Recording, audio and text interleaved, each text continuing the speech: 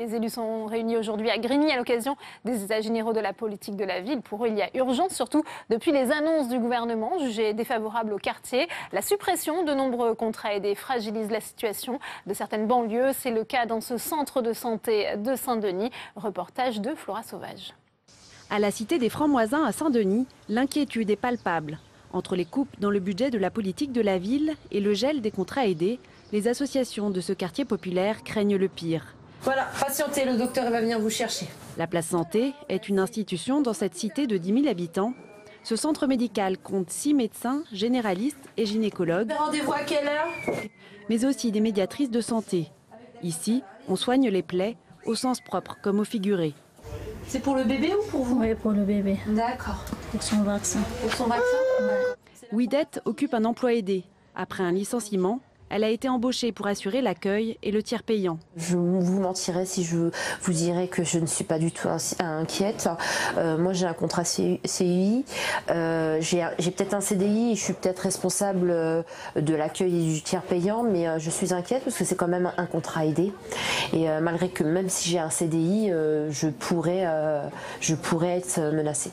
Ce centre de santé associatif compte 16 000 passages par an. Il emploie 18 personnes, dont 6 en contrat aidé. Didier Ménard a pris sa retraite après 30 ans d'exercice de la médecine au cœur de la cité. Il a remporté un pari un peu fou, faire venir dans ce quartier déshérité de jeunes médecins. Mais l'équilibre budgétaire reste fragile. Les consultations médicales fournissent à peu près la moitié du budget de l'association, mais l'autre moitié, il faut aller le chercher. Il faut aller le chercher dans des subventions, dans des aides. Bon. Les emplois aidés, une partie du salaire était payée par l'État. Donc c'était une forme de subvention. Aujourd'hui, ce qui nous pose problème, c'est évidemment la brutalité de la décision, du jour au lendemain. Deuxièmement, le fait qu'on ne sait plus où on va. On ne sait plus comment construire l'année 2018. Parce que si les emplois aidés, nous, ils s'arrêtent à la fin de l'année, là. Mais en 2018, qu'est-ce qu'on fait? Pour ce militant de l'accès aux soins pour tous, la perte des contrats aidés serait une catastrophe pour son association. Si on perd cela, c'est tout qui s'écroule. Et puis les médiatrices sont aussi en emploi aidé, un autre type d'emploi aidé. Mais comme la parole du gouvernement n'est pas respectée, ne respecte pas sa parole, aujourd'hui on n'a plus confiance. Donc on n'a pas de visibilité ce qu'on va devenir l'année prochaine. Et on sait que si on retire quelque chose qui étaye l'association, c'est tout qui s'écroule. Les jeunes médecins ne resteront pas si le projet n'est plus porté dans sa dimension collective. Toi, qu'est-ce que tu deviens? Une dimension collective qui fait la force de ce lieu, car le travail des médecins va bien au-delà des soins. Les patients y trouvent une écoute particulière. Ça m'inquiète si ça ferme maintenant, comment on va faire? Il faut aller ailleurs. Dans ce quartier, où beaucoup de services publics ont déserté, ce centre de santé pourrait ne pas survivre à la politique de diminution des contrats aidés.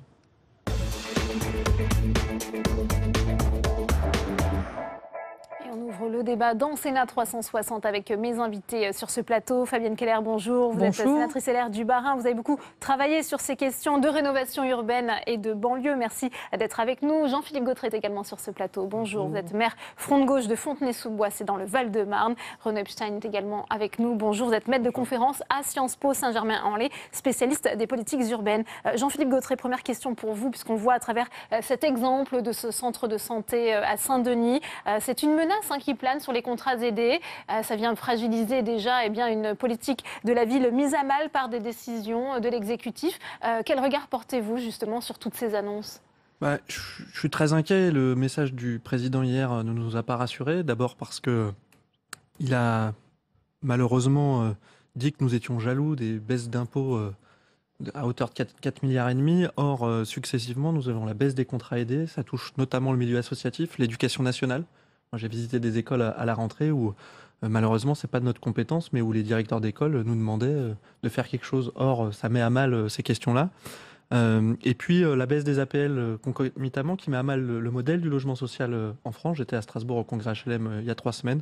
Et donc, successivement, c'est tous ces quartiers populaires qui sont, et les politiques publiques menées en direction de ces quartiers qui sont en danger.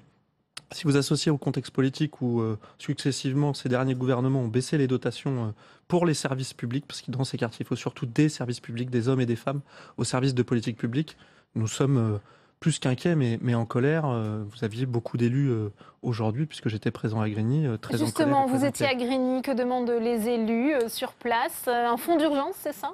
Un fonds d'urgence notamment, mais déjà des mesures très concrètes préalables, notamment la suspension immédiate des contrats aidés et leur maintien. On parle de 54 000 contrats aidés supprimés. Le rétablissement immédiat des financements de la politique de la ville et effectivement un fonds d'urgence immédiat de 100 millions d'euros en plus. Et puis, dans un deuxième temps, de travailler à un plan national de solidarité établi dans un délai de 3 mois. On a un nouveau rendez-vous prévu pendant le congrès des maires à l'hôtel de ville de Paris le 24 novembre pour essayer de construire, si le gouvernement, puisque le président a ouvert la porte hier à une discussion avec les élus, mais nous n'avons eu aucune présence gouvernementale cet après-midi, aujourd'hui à Grigny. Fabienne Keller, on fête cette année les 40 ans de la politique de la ville. Est-ce qu'on assiste aujourd'hui à un recul selon vous ? Alors, les quartiers sont objectivement en situation toujours très difficile, parfois aggravée, parfois améliorée, mais ça reste un sujet majeur. Et pour moi, clairement, ça doit être une priorité de l'action publique. Donc les maires, les élus qui se sont mobilisés à Grigny ont voulu, je crois, marquer cette priorité de quartier qu'on connaît pas très bien, parce qu'il n'y a pas beaucoup de choses à y faire, hein, donc l'ensemble des Français ne les connaissent pas trop. Et puis c'est vrai qu'il y a eu, en 2017, gel de 50 millions de crédits de politique de la ville, les contrats aidés qui sont très utilisés, par exemple, par les régies de quartier. Hein. La plupart des salariés relèvent de ces statuts. Mais le ministre, Jacques Mézard, a pris déjà il y a quelques jours des engagements de stabilité des crédits en 2018, sur la base du niveau élevé 2017, avant gel. Alors, moi je ne suis pas porte-parole du gouvernement, mais je crois qu'il y a une prise de conscience au niveau du budget, donc ça c'est quand même concret, du fait qu'il ne fallait pas faire de la politique de la ville une variable d'ajustement. Après, il y a le sujet important pour moi aussi, qui est les politiques de droit commun. On a vu un centre de santé. Il y a la question de l'accès concret à la santé. Il y a la question des politiques éducatives. Là, on est plutôt content du dédoublement des classes préparatoires en zone prioritaire. REP+, c'est un peu technique, mais c'est les quartiers à 12 élèves, effectivement. Voilà, moi j'ai eu la chance là d'en visiter une parce que le ministre de l'Éducation nationale est venu à Strasbourg, Maille-Jacqueline, dans un quartier très sensible. Franchement, j'étais impressionnée. Le dispositif fonctionne, mais pas parce qu'on divise les classes par deux, parce que les enseignants sont formidables et qu'ils s'impliquent. Ça ne veut pas dire qu'il n'y a pas des mesures d'accompagnement nécessaires. Je vous entends, monsieur le maire, sur les classes qui sont juste, pas REP+, mais peut-être REP tout simplement. Il y a besoin d'un accompagnement. Mais en tout cas, ce qui est très intéressant, je ne suis pas professionnelle de la pédagogie, mais c'est qu'il y a de la construction d'outils par les instituteurs, par les maîtres, par les équipes pédagogiques, qui pourront probablement être déclinés pour mobiliser des enfants. Est essentiel quand on voit le taux de décrochage scolaire Absolument. Qui s'est accru dans les quartiers ces dernières années. René Epstein, la politique de la ville, c'est un édifice extrêmement complexe. C'est pas moi qui le dis, c'est Olivier Klein, c'est le maire socialiste de Clichy-sous-Bois. Et dès qu'on touche à un cursus, c'est tout l'édifice qui est déstabilisé. Est-ce qu'il y a une mauvaise façon de la part du gouvernement d'appréhender justement cette politique de la ville en faveur des quartiers ? Alors, juste la complexité des politiques publiques, c'est pas propre à la politique de la ville. Vous prenez n'importe quelle politique, elle va être extrêmement complexe vu de l'extérieur. Est-ce qu'il y a une bonne manière ou une mauvaise manière de l'appréhender ? Moi, je dirais, s'agissant de l'actuel gouvernement, je suis bien dans la capacité de le dire parce que je ne crois pas qu'il l'appréhende d'une quelconque façon. Symboliquement, le fait qu'il n'y ait pas de ministre, ministre de la ville et que personne ne sait encore si c'est de Normandie ou Mézard qui véritablement s'en occupe, était quand même un affichage.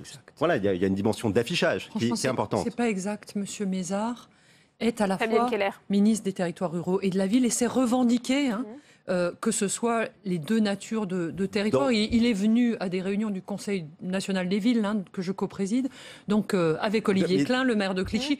Donc je pense qu'on ne peut pas dire qu'il n'y a pas de ministre. Non, mais je dis, dans l'intitulé gouvernemental, le fait de ne pas afficher un ministre en charge de la ville, ce qui est inédit depuis quelques mois du premier gouvernement Jospin, était symboliquement important. Et je pense qu'il y avait derrière un affichage que vous venez de rappeler, qui est celui de dire « ne nous focalisons pas sur ces quartiers, regardons les territoires ». Sauf que la réalité, c'est en ça que moi, je m'interroge sur ce qui a pu être annoncé ces derniers mois, c'est on n'arrive pas à voir aujourd'hui quelle est la nature du projet porté pour les territoires, et les territoires pauvres ou populaires en général, qui soient des quartiers d'habitat social en milieu urbain ou pour d'autres territoires en milieu ruraux. Et il y a toute une série de décisions qui ont été annoncées, vous en avez rappelé quelques-unes, qui touchent particulièrement les quartiers populaires des banlieues, mais qui touchent plus largement un certain nombre de territoires pauvres. Toute une série de décisions qui ont été pensées, annoncées dans une logique qui était budgétaire, éventuellement macroéconomique, réduire la dépense, sans penser les effets territoriaux, et notamment les effets territoriaux pour les collectivités, les territoires les plus pauvres. Le pari, me semble-t-il, qui est assez clair, c'est de dire on va... voilà, c'est la théorie du ruissellement, c'est on fait des décisions qui vont produire un effet macroéconomique de développement, qui vont créer de l'emploi, qui vont permettre à terme de bénéficier à ces territoires. Seul problème, c'est la leçon de ce qui s'est passé dans la deuxième moitié des années 90, à partir de 96-97, on a eu une relance en France, on a eu des taux de croissance importants. Qu'est-ce qu'on a vu ? Ça a bénéficié à tous les territoires, sauf aux quartiers populaires. Il y a des freins spécifiques. La politique de la ville peut peut-être contribuer à ça, à faire que ces quartiers bénéficient d'une éventuelle reprise. En l'état actuel, ce n'est pas pensé. Jean-Philippe Gautret, certains disent que la situation est explosive. On se souvient tous des banlieues. Est-ce qu'il y a eu un nouveau risque d'émeute, peut-être, qui est sous-estimé par le gouvernement ? D'émeute, je ne sais pas, mais en tout cas, la question des contrats aidés les fait réfléchir, c'est sûr, puisque un certain nombre de jeunes, notamment, étaient embauchés, étaient un moyen d'insertion, les contrats aidés, dans des clubs sportifs, notamment, et dans le milieu associatif. Et j'entends ce que vous disiez sur la question de l'éducation nationale et du dédoublement des classes, mais c'est l'arbre qui cache la forêt. C'est une bonne intention, sauf que ça s'arrête au CP. On a fait ça sans concertation avec certaines villes. Ça leur a coûté de l'argent sans les doter de moyens supplémentaires, puisqu'il fallait bien dédoubler les classes. Et donc, c'est pavé de bonnes intentions. Sauf que la réalité aujourd'hui, c'est qu'on a besoin de services publics de l'emploi, de services publics de l'éducation, de services publics de police. Et vraiment, certes, il y a la politique de la ville, mais c'est toutes nos collectivités qui aujourd'hui ont besoin de continuer à avancer pour avoir des services publics au plus près des besoins des habitants. Alors avant de vous faire agir, Fabienne Keller, je vous propose d'écouter le coup de gueule de Rodolphe Thomas. C'est le maire d'Hérouville-Saint-Clair, dans le Calvados, maire Modem. Il était présent à Grigny. Il répondait aux questions de Nora Hamadi. Rodolphe Thomas, donc vous êtes venu d'Hérouville-Saint-Clair ce matin pour assister à ces états généraux de la politique de la ville. En quoi était-ce important pour vous en fait d'être présent aujourd'hui ? Important et primordial pour faire en sorte que le gouvernement et donc tout particulièrement le président de la République prennent conscience de l'urgence de la situation des quartiers et particulièrement des quartiers politiques de la ville. Donc si nous sommes là tous réunis, plus de 1000 personnes, beaucoup de maires, ça représente, il faut le rappeler, plus de 5,5 millions de Français qui sont concernés par les quartiers politiques de la ville. Donc nous sommes là encore une fois pour se mobiliser, démontrer ce qui marche. Et il y a beaucoup d'actions qui fonctionnent, qui marchent et qui nous permettent justement de légitimer notre engagement citoyen en direction du gouvernement. On voit que là, on a une mobilisation en fait transpartisane des élus en fait venus de toute la France, de tous bords politiques. Est-ce à dire que c'est un signal clair que vous envoyez au gouvernement par rapport en fait à une politique qui est peut-être même criminelle par rapport aux baisses de dotation, en particulier sur ces territoires ? Moi, je dis souvent, la politique de la ville, elle n'est ni de gauche ni de droite, elle est bonne ou elle est mauvaise. Et la politique de la ville, puisqu'on fête cette année les 40 ans, ont montré toute sa pertinence et l'urgence qu'on a pu trouver dans le cadre de cette détresse sociale et économique. Et donc oui, aujourd'hui, qu'est-ce qu'on fait ? Donc on se sent un peu laissé pour compte. Le gouvernement, dans la situation à laquelle il s'est positionné pour faire des coupes sombres dans la politique de la ville et dans les crédits politiques de la ville, eh bien aujourd'hui, si nous sommes là encore une fois, c'est pour faire résonner le gouvernement et que dans le budget 2018, il y ait inscrit une sanctuarisation de la politique de la ville. Et on l'a vu tout à l'heure, ça a été aussi l'ensemble de l'engagement des maires de tous bords politiques de dire ne nous abandonnez pas, nous faisons un travail, mais si vous ne prenez pas en considération tout ce qui a pu être initié, c'est une usine à gaz qui est en train de se préparer. Donc nous sommes, je dis souvent aussi, allez, on va dire des hussards de la République, matin, midi et soir. Nous essayons d'apporter des solutions et des réponses. On ne peut pas nous abandonner. Et donc, comme on le dit, les budgets, les financements sont le nerf de la guerre. Mais quand c'est fait à bon escient, quand il y a véritablement une politique de proximité, eh bien, on réussit à faire des choses extraordinaires en proximité et vers la population en particulier. Dernière question. On voit que ni Jacques Mézard ni Julien Denormandie ne se sont déplacés aujourd'hui. Est-ce que pour vous c'est un mauvais signal? Est-ce qu'il y a une rupture de communication avec le gouvernement? Ils ont pourtant été invités, malheureusement. Donc effectivement, le ministre rayonne par son absence, ainsi que le secrétaire d'État.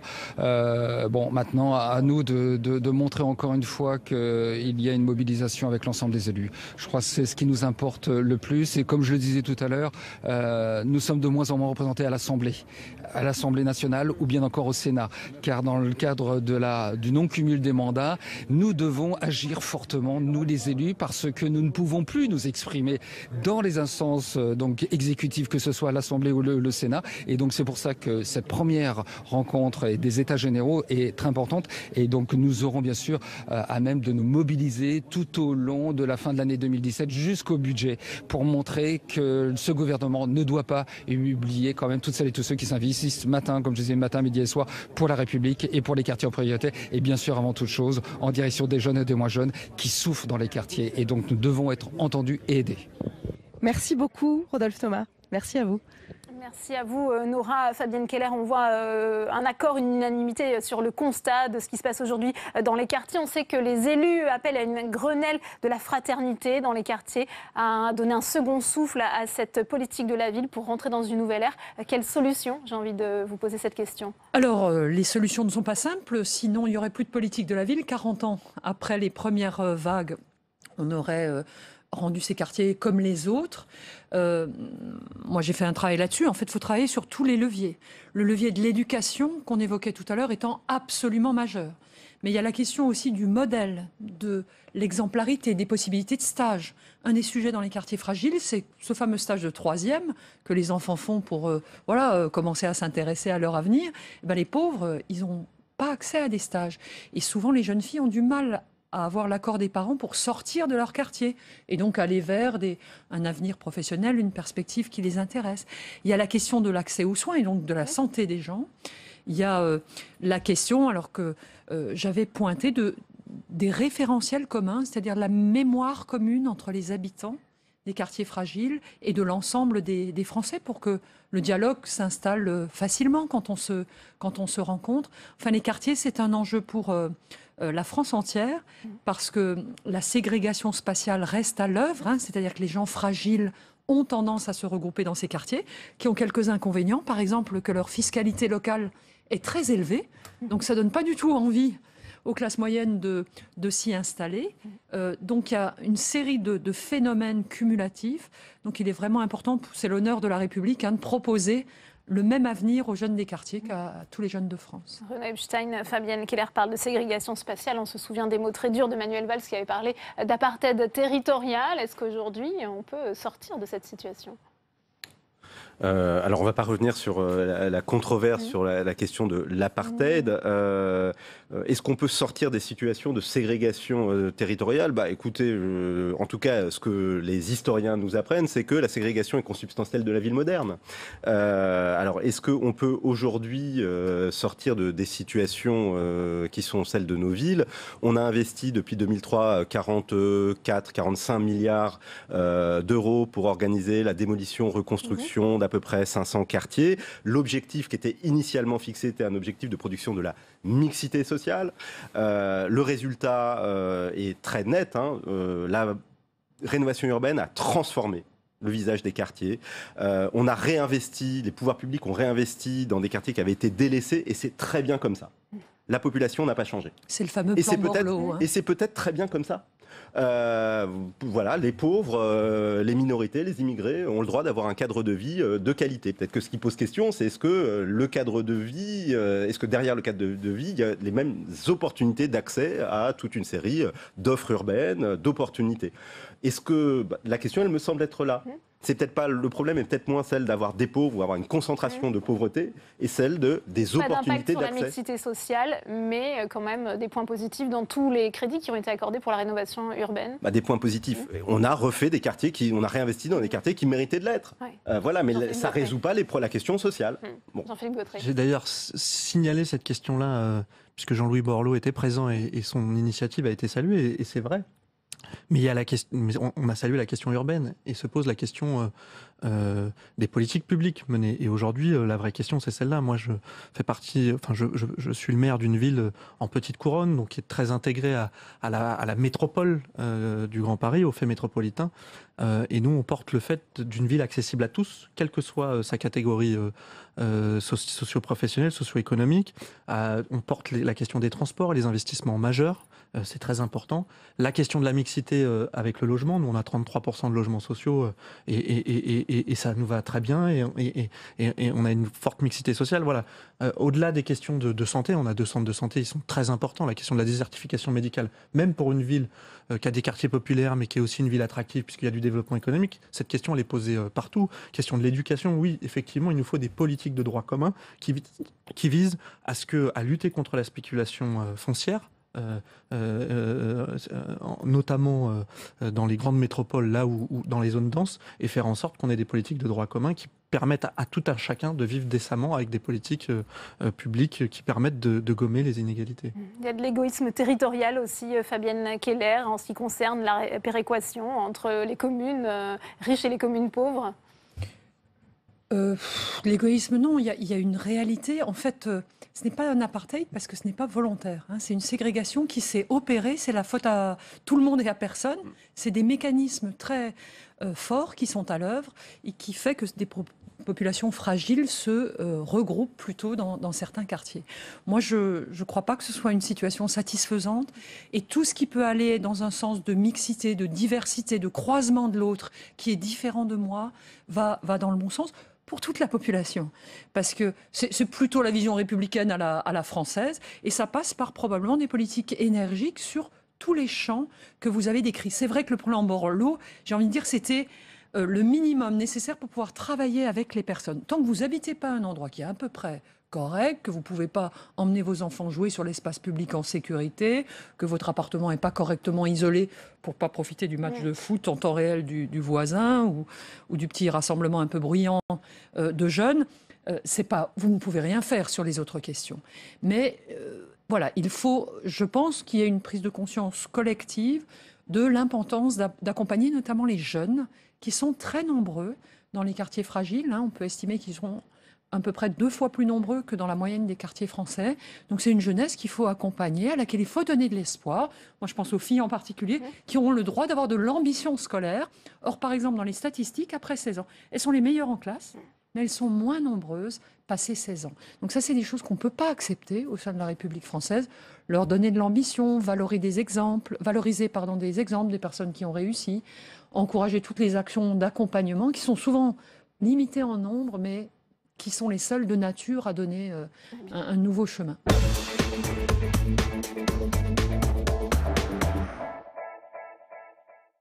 Mesdames, Messieurs, mes chers collègues, ma question s'adresse au Premier ministre. La journée mondiale du refus de la misère est précisément célébrée ce mardi 17 octobre. La France, classée parmi les pays dits riches, n'échappe cependant malheureusement pas à la pauvreté, puisque près de 9 millions de nos concitoyens souffrent de cette situation. Fréquemment, ce sont les mêmes d'ailleurs, qui ont à supporter la double peine, être pauvres et stigmatisés. Trop souvent, la méfiance, voire la défiance l'emporte sur la confiance. Trop souvent, il est question d'assister, alors que nous devrions parler d'ayant droit de notre démocratie. Trop souvent, l'isolement est le compagnon de la misère. Trop souvent, enfin, les complexités administratives sont les causes du non-recours, estimé à plus de 10 milliards d'euros par an. Dans notre France des droits de l'homme, un enfant sur 5 est pauvre, et même 1 sur 2 dans nos zones urbaines sensibles. Oui, ceci est condamnable. Oui, ceci est intolérable. Certes, quelques avancées ont eu lieu, nécessaires, mais toujours très insuffisantes face à l'ampleur du fléau. C'est d'un véritable plan de lutte pour l'éradication de la pauvreté dont notre société a besoin. C'est cela qu'il faut mettre en œuvre, en liaison étroite avec les associations caritatives et humanitaires. Et jamais la lutte contre la pauvreté ne doit servir de variable d'ajustement budgétaire. Quelle est votre ambition sur cette question majeure qui est autant sociale que sociétale, Monsieur le Premier ministre? Quelles mesures comptez-vous prendre? Mes chers collègues, un illustre prédécesseur au sein de notre Assemblée, Victor Hugo, écrivait « L'homme est fait non pas pour traîner des chaînes, mais pour ouvrir des ailes ». S'attaquons sans relâche à ce drame de la misère, c'est aussi ouvrir un peu plus les ailes de notre démocratie. Alors, faisons-le. Pour vous répondre, la parole est à Christophe Castaner, secrétaire d'État en charge des relations avec le gouvernement, avec le Parlement. Le gouvernement, il s'en débrouille. Bon, vous avez la parole, monsieur le ministre. Voilà un accueil chaleureux, Monsieur le Président. Monsieur le Président, Mesdames, Messieurs les sénateurs, Monsieur le sénateur Vaugrenard, je crois qu'ici, dans l'hémicycle, quel que soit l'endroit où on se situe, cet enjeu de lutte permanente contre la pauvreté va tous nous rassembler. Parce que le constat, et vous l'avez fait, est dramatique. 3 millions d'enfants, c'est un enfant sur 5. C'est un enfant sur 5 qui aujourd'hui est dans la situation de grande pauvreté. C'est 20% d'enfants pauvres. C'est 36% de pauvreté dans les familles monoparentales. Et si vous êtes confronté à une mère isolée sans travail, c'est 70% des familles qui sont sous le seuil de pauvreté. Voilà la réalité de ce que nous connaissons dans notre pays. Et aujourd'hui, en ce 17 octobre, on célèbre ce triste anniversaire, cette 30e journée internationale de lutte contre la pauvreté. Et vous avez raison, nous devons agir à tous les niveaux, et c'est ce que le gouvernement fait. C'est ce que le gouvernement fait en matière d'école. Quand nous investissons massivement dans les quartiers les plus difficiles de notre République, dans les REP+, où nous dédoublons les classes. Le gouvernement agit aussi en matière de logement, et c'est le programme Logement d'abord, qui s'adresse à celles et ceux qui aujourd'hui sont exclus du logement, sont obligés de séjourner notamment en hôtel, pour lequel nous sommes mobilisés. Le gouvernement agit aussi dans la loi de finances, et vous avez raison. Et vu que vous évoquez l'ISF, je citerai volontiers moi aussi Victor Hugo qui disait « Il faut savoir limiter la pauvreté sans limiter la richesse ». Parce qu'il y a celles et ceux qui considèrent qu'on peut dépenser ce que nous n'avons pas produit, et ceux qui pensent qu'il faut produire pour pouvoir dépenser, pour pouvoir protéger, pour pouvoir aider les femmes et les hommes qui sont dans cette grande difficulté. Et c'est tout le sens de l'action que nous portons dans le projet de loi de finances. Et je ne doute pas que vous le votiez quand il s'agit de revaloriser l'allocation adulte handicapé, quand il s'agit de revaloriser les minima sociaux qui ne l'ont pas été, mesdames, messieurs, depuis 5 ans. C'est ça la réalité du projet de loi de finances. Mais le président de la République veut aller plus loin, et ce matin, il a réuni l'ensemble des acteurs de la lutte contre la grande pauvreté pour définir avec eux et avec ceux qui sont concernés un plan d'action qui doit tous nous mobiliser.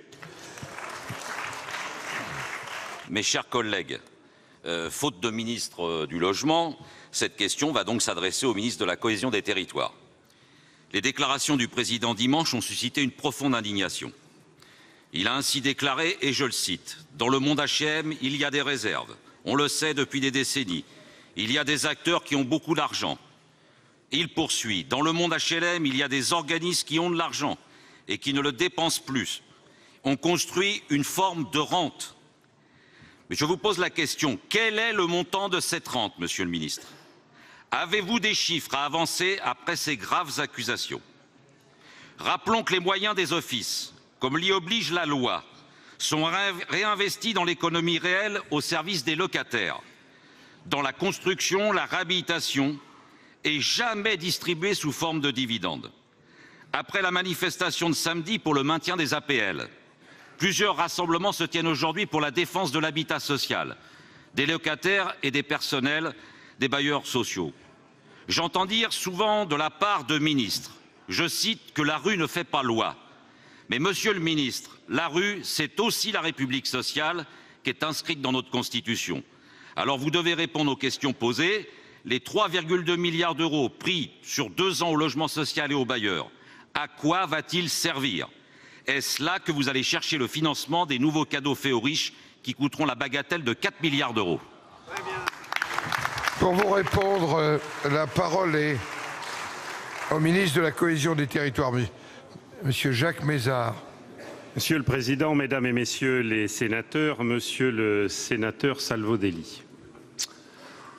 Plus de 40 milliards d'euros consacrés par l'État au logement et encore 4 millions de mal logés.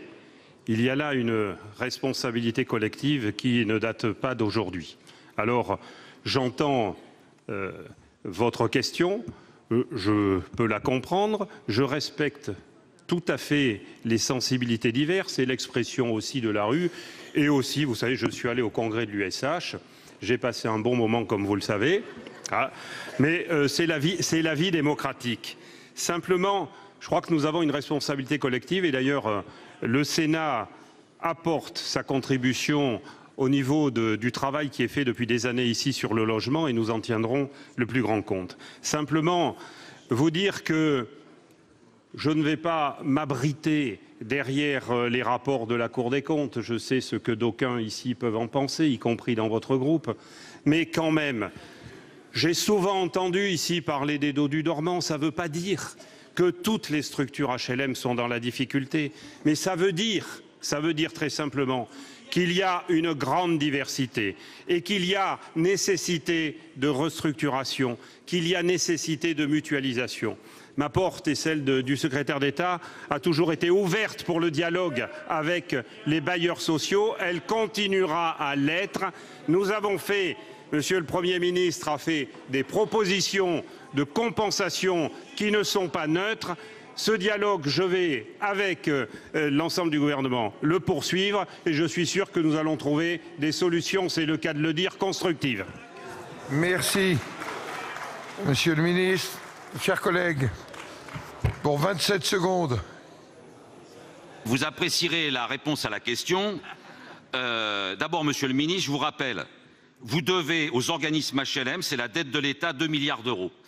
Donc tout ça, vous n'avez pas répondu, y compris pourquoi vous faisiez ces économies par rapport, moi je le pense, par rapport à l'ISF. Donc ça s'appelle une politique de classe, excusez-moi, c'est comme ça. Donc permettez-moi d'adopter une phrase de Jules Renard, Monsieur le ministre. Si on doit fêter votre politique du logement, la plus grande pièce, ça sera la salle d'attente. Merci. Merci.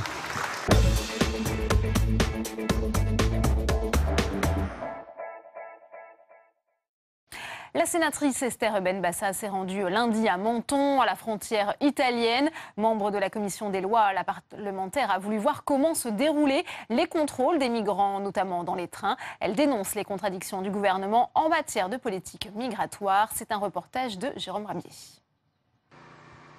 Gare de Menton-Garavant, premier arrêt pour les trains en provenance d'Italie. C'est là que la sénatrice Esther Benbassa a choisi de venir voir comment les contrôles aux frontières s'opèrent. Ici, tous les trains sont systématiquement fouillés. Maintenant, le train est arrivé de Ventimiglia. Alors, qu'est-ce qu'on fait? Et les policiers montent dans le train. Les policiers montent dans le train et fouillent intégralement le train et sortent toutes les personnes de couleur noire. Les personnes interpellées sont alors conduites dans un bureau situé au-dessus de la gare. Mais alors que la sénatrice souhaite s'entretenir avec 2 migrants qui vont être conduits dans les locaux de la police aux frontières, les policiers font ce qu'il faut pour l'en empêcher. Monsieur, je suis parlementaire, non. Je voudrais parler avec... Madame, on n'a pas le droit de vous parler de devoir de réserve. Ah bon? Voilà. Ah bon, écoutez... Mais une 3e personne a été interpellée. Les policiers l'ont conduite sur le quai en face pour un retour direct en Italie. Problème, elle se déclare mineure. Bon, ne pleurez pas, dites-nous, qu'est-ce qui se passe? Vous venez d'où? De la Côte d'Ivoire, d'accord. Et vous êtes venue comme demandeuse d'asile. Ce qu'on nous a dit ici, c'est que c'est courant qu'on renvoie la personne mineure en Italie. On n'a pas s'encombrer, oui. La commissaire en charge de la lutte contre l'immigration irrégulière arrive alors sur les lieux et peine à expliquer ce renvoi immédiat en Italie. On va étudier sa situation. C'est-à-dire sa situation. On va l'étudier, on va voir un peu... C'est pas mieux de l'amener au service de l'enfance? Je vais voir, on va voir. Oui, mais si on n'était pas là, vous ne l'appliquez pas, puisqu'elle était là, seule, elle attendait le prochain train. Ça veut dire que la procédure n'a pas été appliquée. Sûrement, il y a une explication. Mais je veux l'explication, madame.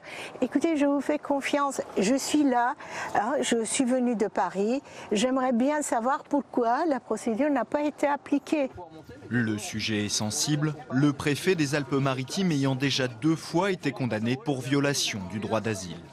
La visite se poursuit à l'étage de la gare, transformée par la police en bureau pour traiter la centaine de migrants qui arrivent quotidiennement.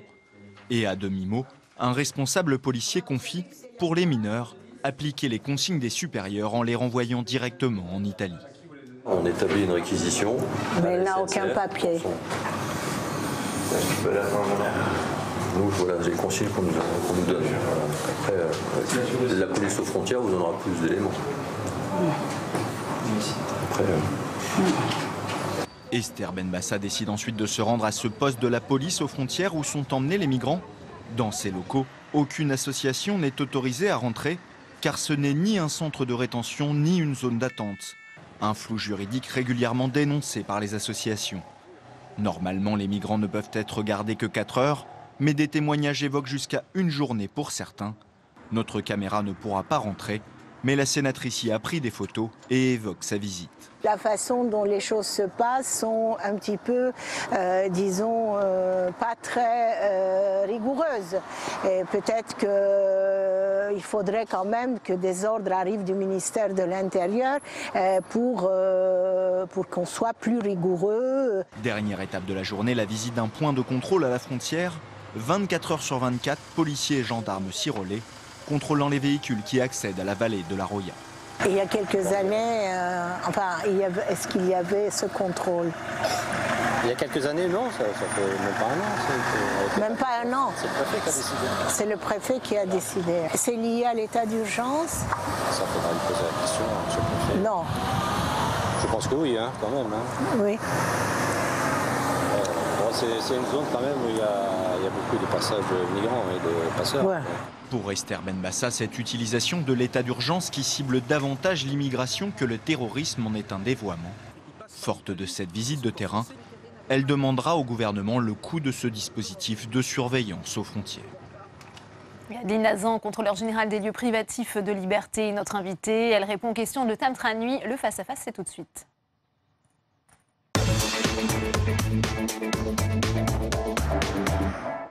Adeline Hazan, bonjour. Bonjour. Nous allons parler ensemble des centres de rétention administrative et de la question des migrants. Mais d'abord, je voudrais vous faire réagir à une situation qui interpelle dans ce reportage avec cette jeune fille qui se dit mineure et qui se fait directement renvoyer en train en Italie sans que l'on cherche à vérifier ses dires. D'évidence, ses droits sont bafoués. C'est un véritable sujet, la présence de mineurs isolés. Il se trouve d'ailleurs que nous venons d'effectuer, il y a à peu près un mois, une mission à Menton. Donc nous ferons un rapport dans les mois qui viennent. La présence de mineurs isolés en France est en train d'augmenter de façon considérable. Ça a doublé sur 2 ans. Je crois qu'il y a à peu près 18 000 mineurs isolés, avec précisément une pratique qui est en train manifestement de s'accentuer, de s'accélérer, de retour immédiat de ces mineurs sans que l'on puisse vérifier s'ils sont bien mineurs. Et dans l'attente, il serait tout à fait normal et légitime que ces mineurs soient placés à l'aide sociale à l'enfance. On vient de voir dans ce reportage manifestement n'est pas toujours le cas, que ça n'est, c'est même rarement le cas, et c'est tout à fait choquant au regard des droits fondamentaux de mineurs étrangers. Vous comprenez donc l'appel au secours des départements sur ce sujet. On attend donc un plan d'annonce d'Édouard Philippe qu'il doit faire pour vendredi. Qu'est-ce que vous attendez de la part du gouvernement sur ce sujet des mineurs? Moi, j'attends rien de particulier de la part du gouvernement. J'attends que des moyens soient donnés, parce qu'effectivement, il y a un manque de moyens, c'est une évidence, au département pour que l'aide sociale à l'enfance puisse effectuer sa mission, c'est-à-dire recevoir des mineurs, tant que, en tout cas, on n'a pas démontré qu'ils sont majeurs. Là, c'est vraiment exactement l'inverse qui se passe. On considère, on présume à charge qu'ils mentent, qu'ils ne sont pas mineurs, qu'ils sont majeurs, et on les renvoie. Parce qu'il faut savoir, peut-être est-il utile de le préciser, qu'on n'a pas le droit de renvoyer un mineur. Donc ça veut dire que... Ils ne peuvent pas faire l'objet d'une mesure absolument. d'éloignement. Donc ça veut dire que la police des airs et des frontières considère de façon arbitraire qu'ils ne sont pas mineurs pour pouvoir les renvoyer. Et ça n'est évidemment pas normal. Pour le coup, mineurs et majeurs compris, la Commission nationale consultative des droits de l'homme a alerté hier sur les orientations de politique migratoire du nouveau gouvernement. Elle juge qu'il y a une multiplication des violations des droits fondamentaux des personnes migrantes observées sur le terrain. Est-ce que vous les rejoignez dans ces craintes, y compris dans les centres de rétention administrative? Alors, il y a 2 choses dans ce que dit la Commission nationale consultative des droits de l'homme. Il y a la rétention actuelle, là nous sommes compétents, et puis ensuite il y a des inquiétudes par rapport à la politique qui se dessine, j'y reviendrai dans un instant. Ce que nous constatons dans les centres de rétention administrative, c'est que les droits des personnes globalement sont mal respectés. En ce qui concerne la santé, ils sont mal soignés. En ce qui concerne l'hébergement, c'est parfois digne, c'est parfois indigne. Ces personnes sont accueillies de façon qui ne sont pas conformes aux droits fondamentaux. Mais la véritable question, c'est aussi la durée. La durée de possibilité d'un placement en rétention a augmenté considérablement depuis 81. Elle est actuellement de 45 jours. 45 jours, moi j'ai toujours dit que c'était trop et que surtout que ça ne servait à rien. Ça ne sert à rien, pourquoi ? Parce que on sait d'expérience que si une personne n'a pas pu être renvoyée dans les 10-12 jours, elle ne pourra pas l'être parce que cela veut dire que le pays d'origine refuse de le reconnaître comme ressortissant. Donc de toute façon, elle ne pourra pas l'être. Donc 45 jours, c'est inutile et ça bafoue les droits des personnes. Le problème actuel, c'est que dans le projet dont on ne sait pas grand-chose finalement du gouvernement, mais on a quand même quelques bribes d'informations, il est envisagé de passer de 45 jours à 90 jours, ce qui serait véritablement un recul extrêmement important des droits fondamentaux, d'autant qu'on sait qu'il y a de plus en plus d'enfants dans ces centres de rétention administratifs. Comment est-ce que vous expliquez cette situation? De plus en plus d'enfants, de familles avec enfants très jeunes dans ces centres de rétention administrative. On peut l'expliquer d'un point de vue géopolitique parce qu'il y a un certain nombre d'arrivées et la situation géopolitique est ce qu'elle est. Mais en tout cas, sur la pratique, c'est la pratique que moi je dénonce puisqu'elle est même contraire au texte. Il y a des textes, notamment une loi, qui disent que ça doit être vraiment exceptionnel et que c'est l'assignation à résidence qui doit être privilégiée. D'ailleurs, la Cour européenne des droits de l'homme a donc condamné la France en 2016 pour le placement en rétention des enfants. Absolument. Et malgré cela, cela continue. Et nous le voyons sur le terrain. Les associations avec qui nous travaillons beaucoup nous le disent. Manifestement, les préfectures ont des instructions très précises de ne pas privilégier l'assignation à résidence, comme ça doit être le cas, mais de placer en rétention des familles avec enfants. Pourquoi finalement? Parce que les services de police donnent l'impression de considérer que c'est plus pratique pour eux, si je puis dire, d'avoir les familles sous la main. Mais c'est une atteinte incroyable aux droits des enfants que de se retrouver dans un centre qui est très carcéral, même si ça n'est pas une prison, avec des grilles, avec des haut-parleurs toute la journée, totalement anxiogène pour des enfants en bas âge. Est-ce que vous liez ça à la nouvelle politique du gouvernement actuel ou est-ce que vous diriez que c'est une dérive qu'il y a déjà depuis longtemps ce placement en rétention? Alors cette dérive, elle est relativement récente, mais elle a quand même quelques années. C'est-à-dire que, par exemple, il y a 2 ou 3 ans, il y avait 40 enfants en centre de rétention. Actuellement, on est à 185 ou 190. Donc c'est déjà un mouvement qui se dessine depuis, disons, 2 ou 3 ans. J'avais alerté d'ailleurs les différents ministres de l'Intérieur successifs sous la période de François Hollande, mais manifestement, c'est quelque chose qui est en train de s'accélérer et je crains que ça ne continue. Ça va donc croissant. Votre réaction à la circulaire qui a été signée lundi par le ministère de l'Intérieur qui a demandé au préfet de s'impliquer personnellement dans le suivi des éloignements après les dysfonctionnements qui ont été constatés avec l'attentat de la gare Saint-Charles pour s'assurer en temps réel du nombre de places disponibles dans les centres de rétention administrative. Est-ce que c'est utile? Ça m'inquiète beaucoup. Ça m'inquiète parce que en 2 secondes, il faut quand même expliquer le système actuel. Actuellement, quand on expulse un étranger, on lui donne en général 30 jours pour préparer son retour, sauf s'il y a un risque d'atteinte à l'ordre public. Là, on peut l'éloigner tout de suite. Ce que laisse entendre cette circulaire, c'est que quasiment dans tous les cas, il faudra éloigner tout de suite et que la conception de l'atteinte à l'ordre public doit être extrêmement large. Ça veut dire en gros qu'on laissera de moins en moins aux personnes qui sont arrêtées et constatées en situation irrégulière le temps de préparer leur retour. Ça m'inquiète beaucoup. Quant à l'annonce de l'augmentation de 200 places en centre de rétention administrative, ça en dit long sur la politique justement de rétention et d'immigration que ce gouvernement manifestement a décidé de tenir. On voit d'ailleurs d'un côté un préfet limogé directement après l'attentat de Marseille, alors que, on l'a vu, l'illustration de notre reportage, un préfet condamné par 2 fois par le tribunal administratif pour ne pas avoir respecté le droit d'asile reste en place. Est-ce qu'il n'y a pas 2 poids, 2 mesures? Les droits fondamentaux d'un côté, et puis de l'autre côté, la politique sécuritaire qui, d'évidence, paraît plus importante? Bien sûr, mais ça c'est quelque chose que moi je dénonce depuis 3 ans que j'exerce ces fonctions de contrôleur général des lieux de privation de liberté et particulièrement depuis 2 ans, le contexte sécuritaire que nous connaissons. On comprend ce contexte, bien sûr. Oui, mais justement les droits fondamentaux doivent être respectés quel que soit le contexte.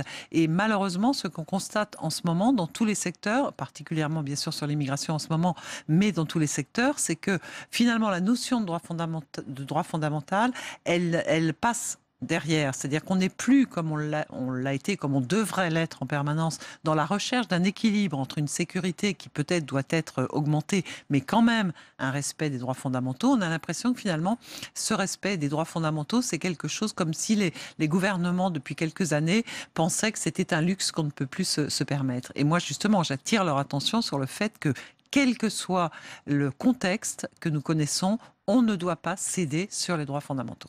Une toute dernière question, on l'a vu dans le reportage, il y a un poste de police aux frontières qui est utilisé comme un poste de garde à vue, là où a tourné Jérôme Rabier. Est-ce qu'il y a beaucoup de ces lieux qui ne sont ni des zones d'attente, ni des centres de rétention, et où on le voit, eh bien, pareil, les droits sont rarement respectés, c'est encore plus difficile en l'absence d'interprètes, en l'absence d'associations? Là, en l'occurrence, je ne sais pas exactement ce qu'est ce lieu. C'est assez, effectivement, c'est un peu un entre-deux. Ce qu'on peut constater, c'est qu'il y a beaucoup de lieux qui sont considérés à un moment donné comme lieux de rétention administrative, en dehors même des centres de rétention administrative, pour y placer des personnes. Et là, il y a encore moins de droits que dans les centres de rétention administrative. Vous n'avez pas pu contrôler ce type de lieu, par exemple? Nous y sommes allés, donc je ne peux pas donner des informations sur ce que nous avons constaté, mais en tout cas, nous rendrons un rapport dans quelques mois. Merci beaucoup, Adeline Hazan, d'avoir répondu à nos questions.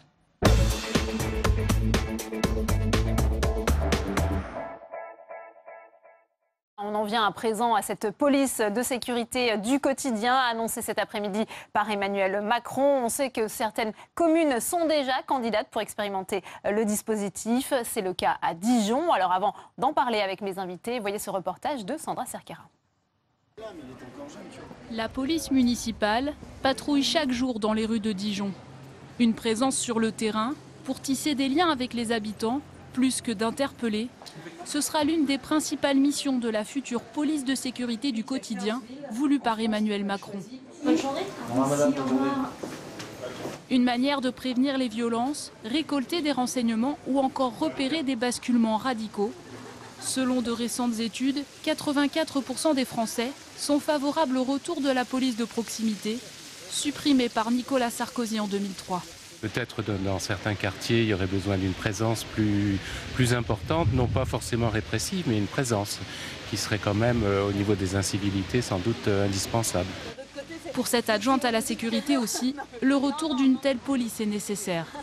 On pense qu'effectivement, quand cette police a été supprimée, eh bien, ça a été néfaste pour nos quartiers, ça a été néfaste pour la sécurité et la tranquillité publique en général, parce que ces policiers nationaux avaient vraiment une réelle connaissance du terrain. Ils travaillaient en lien étroit avec la police municipale. Ils avaient aussi une action pour la prévention de la délinquance. Mais en période de disette financière, d'essoufflement des agents, le retour de la police de proximité pose question.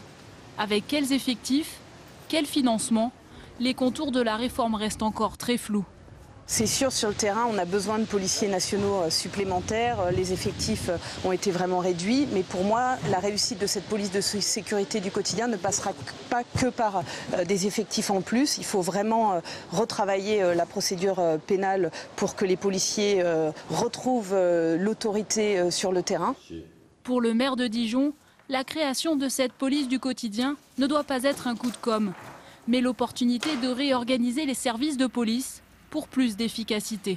C'est l'occasion, je le crois, d'établir une nouvelle gouvernance partagée entre les collectivités locales et la police nationale. Gouvernance partagée qui fixera des objectifs en matière de lutte contre la délinquance, la petite délinquance, les incivilités, et qui permettra une évaluation et une action qui sera, j'allais dire, je l'espère le plus possible, commune entre ceux qui concourent de la sécurité au quotidien, la police nationale, la police municipale, et puis des fois les forces de sécurité privées.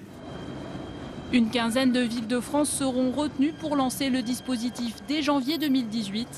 Pour l'instant, la majorité des syndicats de police y sont opposés.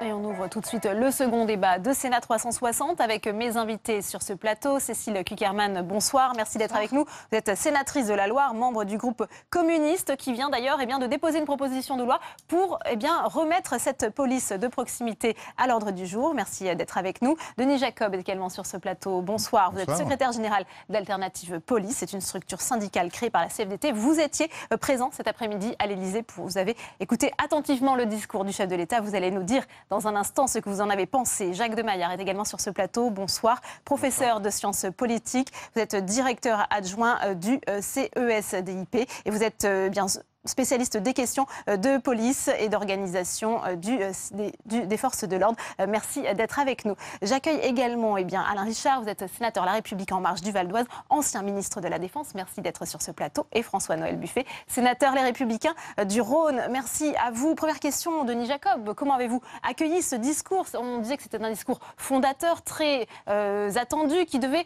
donner l'ambition du chef de l'État, justement, pour les forces de l'ordre. Oui, alors globalement, ce discours m'a plu, je ne vais pas dire le contraire. Il était très volontariste, ferme, avec la réaffirmation de mener la lutte sans faille contre le terrorisme et la lutte contre l'immigration clandestine, mais aussi réinstaurer un lien avec la population, mais pas avec un retour de la police de proximité. Il a été très clair et j'y souscris parce qu'on connaît l'effet de la police de proximité fin des années 90, début des années 2000. Je pense qu'elle aurait pu être bonne si elle avait été faite de manière chirurgicale là où on avait besoin et pas un élargissement immédiat pour dire qu'on voit du bleu. Donc globalement, ce discours est satisfaisant. Après, ça reste un discours présidentiel, bien évidemment. L'intention est là, l'engagement est fort. Reste à mettre en œuvre sur le terrain l'ensemble des dispositifs qu'il a annoncés. Comment accueillez-vous ce discours et notamment sur cette question, puisqu'on en parle de police de sécurité du quotidien? Ce n'est pas le retour de la police de proximité, nous dit Emmanuel Macron. Cécile Cukierman. Oui, mais je crois que c'est d'ailleurs là qu'on va voir après dans les textes et dans les faits, dans les écrits, ce qui sera réellement proposé. Moi, je pense que la question n'est pas de revenir d'abord, y compris dans les caricatures qui ont pu exister et qui ont parfois été généralisées de ce qu'a pu être la police de proximité. Une police de proximité qui, d'ailleurs, à l'époque, manquait d'effectifs pour être réellement efficace. Mais en tout cas, à travers la proposition de loi que nous avons déposée, moi, je défends réellement une police qui soit territorialisée, qui, bien évidemment, à tous les échelons, reste une police dissuasive, préventive, répressive quand il le faut, qui agisse avec les différents renseignements, mais qui travaille surtout en coordination avec les différents acteurs locaux, les élus, les travailleurs sociaux. Je crois que chacun a un rôle à son niveau et de façon coordonnée à l'échelle d'un territoire pour apporter une sécurité dans la proximité à chacune et à chacun. Et moi, je n'opposerai pas le quotidien au non-quotidien, parce que ça signifie quoi? Avant, on ne s'est jamais soucié du quotidien des gens, je ne crois pas. Donc je crois qu'il faut qu'on fasse attention. Notre objectif à tous, c'est aussi de retisser cette confiance entre la police, nos concitoyens et la police. Alain Richard, on sait aussi que ce discours intervient dans un contexte de menaces terroristes accrues, avec aussi ce fond de grogne policière. Alors, est-ce que vous pensez qu'Emmanuel Macron a su apporter des réponses sur ces deux points? J'espère. Simplement, d'abord, quand vous avez une alternance, c'est logique et c'est attendu par tout le monde que le nouveau titulaire de la responsabilité fasse un état des lieux et essaye de se projeter à partir de la réalité telle qu'il l'analyse, avec donc une composante de critique du passé qui fait partie de l'exercice et qui, à certains moments, est quand même salubre. Bon. Simplement, il ne sous-estime pas les difficultés qu'il y a devant. Les effectifs de police et de gendarmerie sont ce qu'ils sont. Il n'y a pas de baguette magique budgétaire, ni d'ailleurs de ressources humaines qui permettent de les augmenter de façon massive. Il va falloir travailler avec les effectifs existants, une faible croissance, et un terrain qui s'est dégradé, à la fois parce que vous avez en effet la menace terroriste, qui est un défi de renseignement au quotidien très lourd, qui consomme une partie de l'énergie des personnels, et puis pourquoi est-ce que la police de proximité ne peut pas être établie telle qu'elle était conçue il y a 18-19 ans? Parce que le terrain est devenu plus difficile. Et que, moi, quand j'en parlais avec d'autres responsables, je leur disais, n'imaginez pas qu'on puisse refaire la police de proximité comme il y a 20 ans, parce que les adversaires, c'est-à-dire la délinquance, est à un niveau de violence, d'agressivité, qu'on n'avait pas il y a 20 ans. Justement, parce qu'on a supprimé cette police de proximité sous Nicolas Sarkozy, Alain Richard? Non, les raisons de la montée de la violence sont autres. Et c'est d'abord des phénomènes de désadaptation, d'échec social, etc., pas régulés, qui aboutissent à des personnalités qui sont gravement perturbées et qui se tournent vers l'agressivité. Et puis il faut dire aussi le business.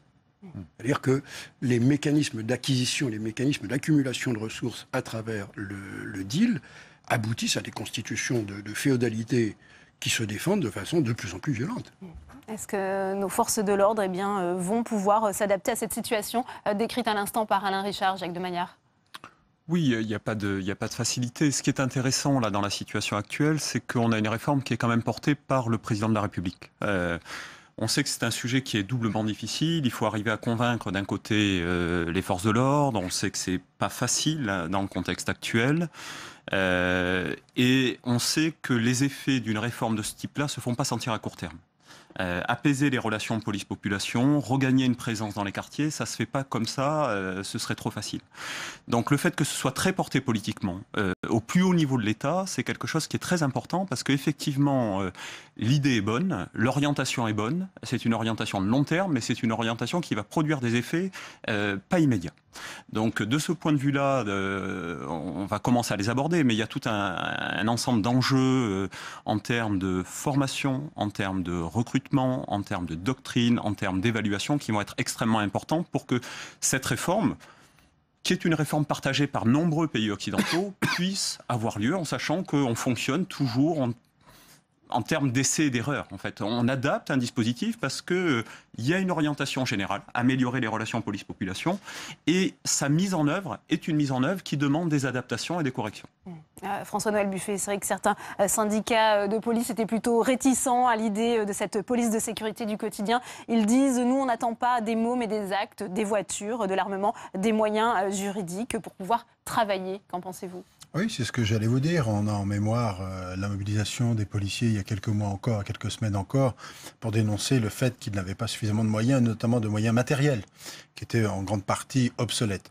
Le président de la République, d'ailleurs, dans le discours qu'il vient de tenir, n'a pas parlé que de la police dite du quotidien. Il a aussi évoqué des moyens matériels, des moyens budgétaires supplémentaires, et y compris des recrutements mis en route pour les années qui viennent, et même très rapidement, d'après ce qu'il a dit au mois de janvier. Je crois que qu'est-ce qu'attendent les Français ? La situation, le contexte a énormément évolué et la violence était quasiment au quotidien, désormais, quels que soient les territoires. Donc nous attendons collectivement qu'il y ait une présence policière forte dans les rues, qu'elle s'appelle de proximité, pas de proximité, du quotidien. Je crois que ça, ce sont des mots qui sont des mots destinés à la communication. La réalité, c'est qu'on a besoin de plus de sécurité sur nos territoires. Il faut donc plus de policiers et plus de moyens matériels. Moi, je dis chiche au président de la République. Je dois dire que son discours en soi me convient. Maintenant, la question, quelle est-elle ? C'est quels moyens réels et dans quel délai et dans quelle mesure on va pouvoir mettre les choses en place rapidement pour que ce soit efficace rapidement.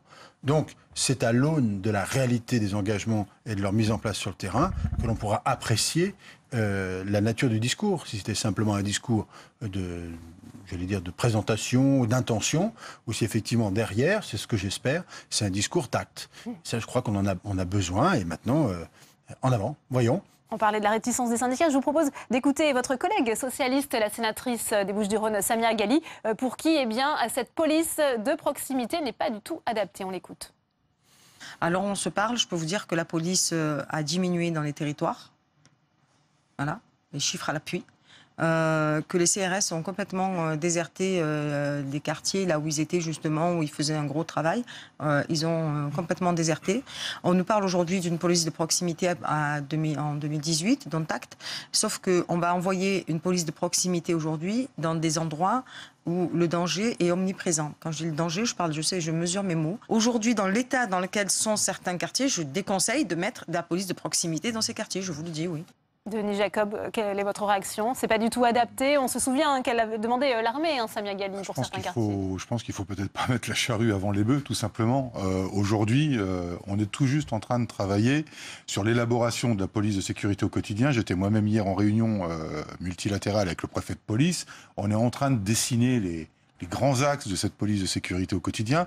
Et la doctrine d'emploi, et le président de la République l'a annoncé tout à l'heure, sera de toute façon déterminée au mois de décembre. Donc laissons les acteurs concernés élaborer cette police de sécurité au quotidien. Il y a quand même une grande nouveauté, c'est qu'on va y associer quand même les acteurs de terrain, ce qui n'avait pas été fait dans les différentes politiques précédentes, quelles qu'elles soient, répressives ou préventives, peu importe.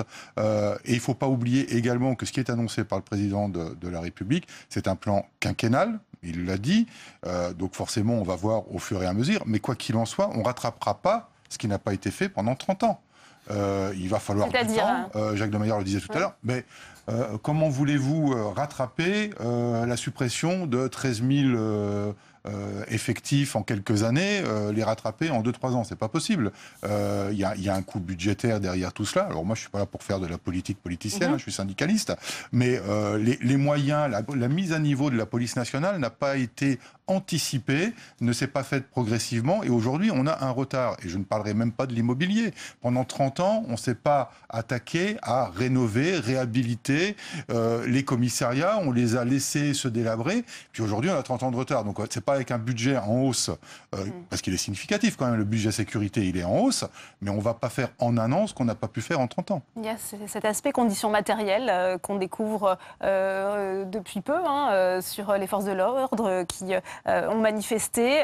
Comment on fait justement, Jacques de Maillard, pour remotiver, si je puis dire, justement, les policiers sur le terrain, quand on voit les conditions dans lesquelles parfois ils doivent exercer leur mission délicate?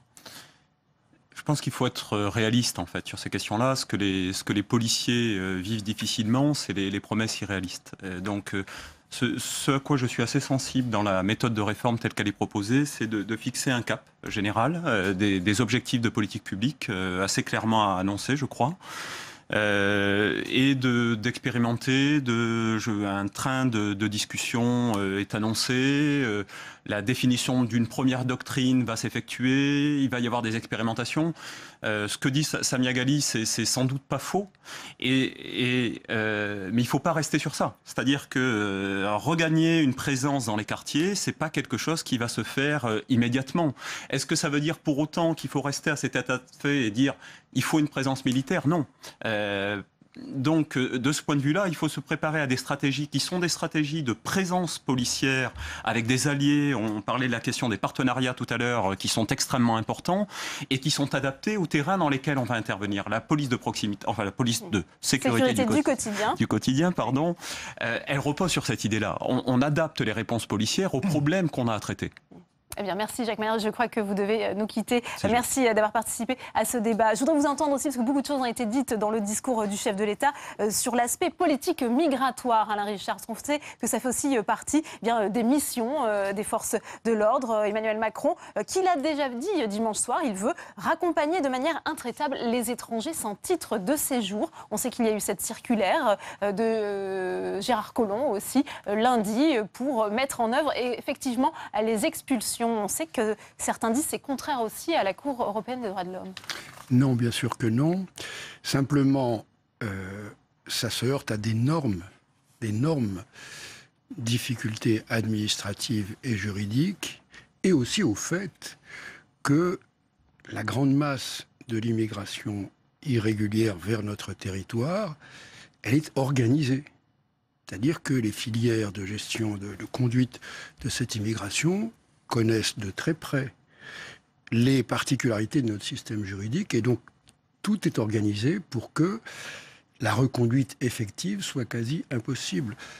Vous savez bien que les 2/3 des personnes qui arrivent en demandant le statut de réfugié ne sont pas des réfugiés. Après l'ensemble des recours, il est vérifié, et naturellement ces procédures sont très protectrices des personnes effectivement menacées, se révèlent être des demandeurs irréguliers. Les gens sont restés plusieurs mois sur le territoire, ils ont parfois une famille avec eux, donc les obstacles pour les reconduire effectivement sont énormes et supposent de lever tous les mécanismes de fraude qui accompagnent ça, par exemple la destruction des papiers, l'absence de toute référence d'identité, etc., et la non-coopération des pays d'origine ou de transit. Donc, moi je me réjouis que le président de la République prenne cette position-là, tout simplement parce que toute démocratie, tout état de droit est légitime à contrôler qui entre sur son territoire. Donc on ne peut pas sans arrêt biaiser avec cette réalité. Je pense que c'est vraiment une tâche très ardue. Ouais. Cécile Cukierman, ça vaut pour les étrangers en situation irrégulière. Il y a aussi la question des étrangers délinquants. On sait qu'Emmanuel Macron veut aussi les expulser. Certains parlent d'une double peine. Je crois que c'est d'abord très grave. Très grave parce que je ne suis pas sûre qu'on parle beaucoup de sécurité. Là, on a parlé précédemment, y compris de ce problème qui est une réalité du quotidien. Et donc, il faut éviter de laisser dans nos propres discours politiques, aux uns et aux autres, de penser que ce serait les immigrés ou les étrangers, voilà, quel que soit leur statut, qui seraient responsables de cette délinquance et qui seraient quelque part, parce que c'est ressenti comme ça à l'issue de ce discours, même si ce n'est pas ça qui a été dit en tant que tel, mais c'est entendu à un moment donné sur le fait que majoritairement ce seraient ces gens-là qui poseraient le problème de sécurité dans notre pays. Donc je crois qu'il faut faire très attention.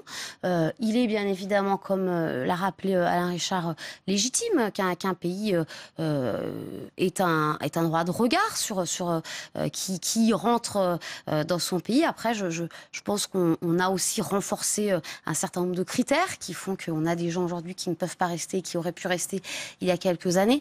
Et je crois quand même qu'à l'échelle européenne, on a encore beaucoup à faire et on pourrait faire beaucoup mieux sur cette question-là, avec beaucoup plus d'humanisme, une intégration bien meilleure, et là aussi avec une intégration beaucoup plus territorialisée qui peut-être dépassionnerait ce débat, parce que tous les exemples qu'on a, c'est que dès qu'on rentre dans le concret d'une, deux, trois familles accueillies dans un territoire, ce sont des élans de solidarité et une intégration réussie pour cette famille qui s'opère. Ah oui, François-Noël Buffet, sur ce point.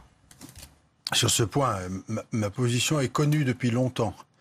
Je pense qu'on réussit une politique migratoire qu'à la condition qu'on soit en capacité de faire comprendre à ceux qui sont en situation irrégulière sur notre territoire, soient reconduits dans leur pays d'origine. Donc cette fermeté du président de la République, je la salue. Reste à savoir maintenant les moyens qui seront mis en place pour qu'elle soit effective. Il y aura deux verrous à lever. D'abord les accords de réadmission avec les pays d'origine, essentiels. C'est la clé de voûte du système, et évidemment des évolutions ou une harmonisation européenne qui doit être avancée rapidement désormais. C'est le seul gage de soulager la procédure pour la protection des réfugiés, qui doit être exclusive pour eux, qui doit être rapide, parce que la France accorde sa protection à ceux qui doivent en bénéficier, et elle doit être en capacité de les intégrer rapidement, et de les intégrer rapidement et correctement. Intégrer les étrangers qui ont le statut de réfugiés, ça nécessite de se donner des moyens que nous ne sommes pas donnés depuis de nombreuses années, à regret pour moi. À partir du moment où les gens sont protégés, la France accorde cette protection. Et les réfugiés délinquants, qu'est-ce qu'il faut faire selon Après, vous, le réfugié délinquant, c'est autre chose. Il a un statut, il y a un aspect juridique compliqué. C'est pas impossible de pouvoir le renvoyer dans son pays d'origine, mais c'est pas évident du tout. Donc c'est vraiment un cas très particulier. L'étranger délinquant, c'est autre chose. C'est encore autre chose. Une fois de plus, ne mélangeons pas le statut des réfugiés du reste des politiques migratoires, sinon on est sûr d'aller dans le mur, de donner satisfaction à personne et au bout du compte de ne rien faire.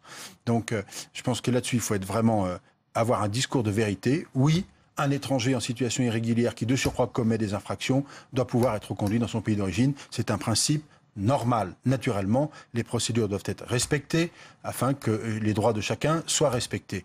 Mais ensuite, il faut que pour les étrangers qui arrivent en France, on soit en capacité de les intégrer et de mener une politique d'intégration efficace. Qu'est-ce que ça veut dire, une politique d'intégration efficace? C'est de se donner les moyens budgétaires de pouvoir former les gens, leur apprendre le français notamment, les valeurs de la République. Il y a eu un rapport au Sénat. C'est fondamental. C'est fondamental. Sinon, on continuera de parler dans le vide, on fera des rapports, des beaux discours, et on n'avancera pas. Denis Jacob, on voit que les politiques migratoires que souhaite mettre en place le gouvernement ont été étroitement liées avec aussi ce plan sécurité dévoilé cet après-midi. Ça sera le mot de la fin avec vous. Est-ce que vous pensez que justement les forces de l'ordre ont les moyens de mettre en œuvre cette volonté de fermeté affichée de l'exécutif? Alors je crois que nos politiques, et le premier, le président de la République, doit prendre conscience qu'il faut donner les moyens de son ambition aux policiers. Sans les moyens, on ne pourra rien faire. On connaît la situation, je ne vais pas faire la liste à l'après-vert, il y a des problèmes de conditions de travail, il y a des problèmes de moyens. Il ne faut pas non plus croire que la police pourra faire tout toute seule. Voilà, il y a un véritable problème de politique sociale, il y a un véritable problème de politique de la ville. Si on n'applique pas ces politiques-là parallèlement aux moyens qu'on va donner aux policiers, de même si on ne met pas concomitamment en place une réforme de la procédure pénale, avec cette police de sécurité au quotidien, on ne réglera rien.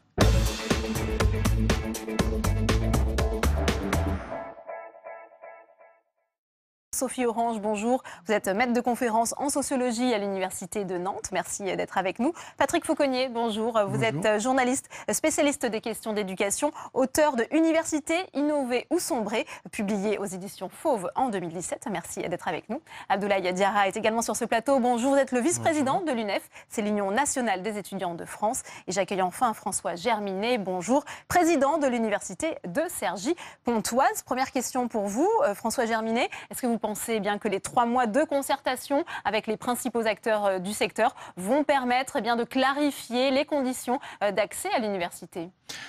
Ça a permis de clarifier un certain nombre de points de consensus, comme la nécessité d'avoir une plateforme d'affectation des vœux. Supprimer APB n'est pas la solution, tout le monde est d'accord avec ça.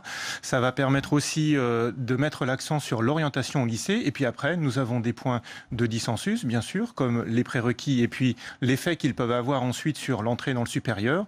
Mais en même temps, notre avis est bien qu'il faut pouvoir offrir la bonne formation à chaque étudiant. Abdoulaye Diarra, est-ce que vous avez l'impression que ces concertations auront été utiles finalement ? Nous, on est plutôt sceptiques sur ces concertations parce qu'après plus de 55 séances de concertation, ce qu'on voit surtout, c'est que, alors si on a pu trouver quelques consensus sur effectivement le fait qu'il faille une plateforme unique pour pouvoir permettre à chaque jeune de pouvoir s'orienter, on a une vraie interrogation sur l'aboutissement de ces concertations. On a le gouvernement qui, jusqu'à présent, continue à annoncer, en parallèle de ces concertations, la question des prérequis, alors même qu'aujourd'hui, on peut le voir dans cette concertation, on a un certain nombre très important d'organisations, d'acteurs qui disent qu'aujourd'hui ce n'est pas la solution, et surtout donc une concertation où ce qu'on craint beaucoup, c'est de voir arriver une solution qui ne sera ni consensuelle, ni aujourd'hui qui ne répondra aux véritables problématiques d'enseignement supérieur. Patrick Fauconnier, pourquoi c'est aussi tabou selon vous de parler de prérequis, voire de sélection à l'entrée à l'université ? Ça a un passé historique qui remonte très loin. Il y a déjà des dizaines d'années que l'on évoquait la question de la sélection. Un grand scientifique comme Bertrand Schwartz, quand Mitterrand est arrivé au pouvoir en 81, avait pondu un rapport qui disait que si l'on ne mettait pas en place la sélection, l'université ne cesserait de tomber de plus en plus bas. C'était très sévère comme jugement et son rapport avait été trappé. Mais le problème se pose effectivement. Et aujourd'hui, les universitaires, on a créé, en fait, depuis cette époque-là, le bac pro. Enfin, il y a le bac techno et le bac pro.